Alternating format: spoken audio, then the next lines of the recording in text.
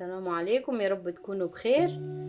النهارده هنعمل كبيبه بطريقه من غير لا لحمه لا من بره ولا من جوه. تعالوا ندخل الفيديو ونشوف هنعمل ازاي الوصفه الجميله دي.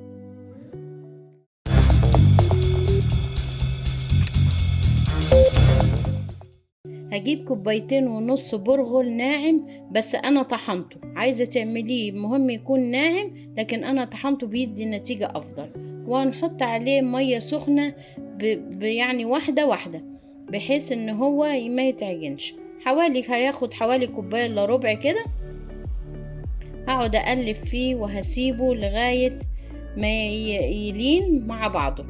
نسيبه كده ومش هنقلب فيه.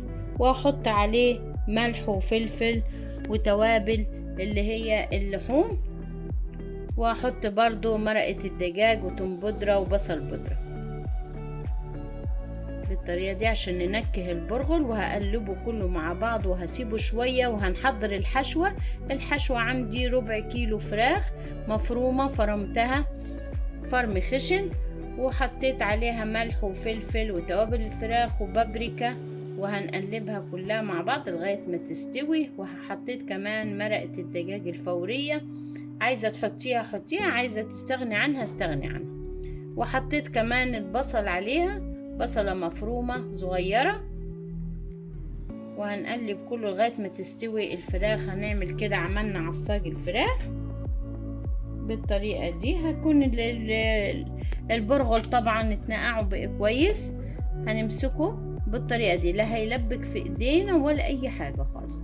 هنمسكه وهنعمل نشكل الكبيبة بالشكل المعتاد بتاعها بالطريقة دي، ان هي ما تتشققش خالص في ايدينا، تبقى كده هي خدت وقتها كويس في التانيين. وهحشيها بالحشوة وهقفلها كده شكل الكبيبة بتاعتنا بالطريقة دي. وهشكل كل اللي شكلناهم كلهم اهو بالطريقة دي. وراح اقليهم، حطيت زيت غزير على النار يسخن، وهقلي كل مجموعة الكبيبة.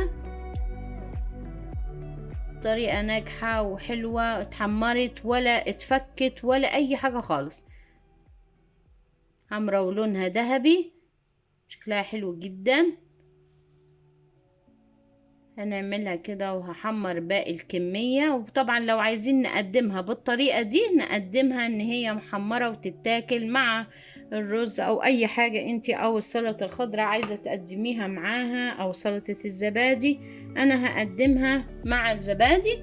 حطيت الزبادي وحطيت عليها 1 كوباية مية، وحطينا معلقة نشا معاها وملح، وحطينا كده. حطيتها على النار بس يفك على النار عشان النشا ان هي تستوي.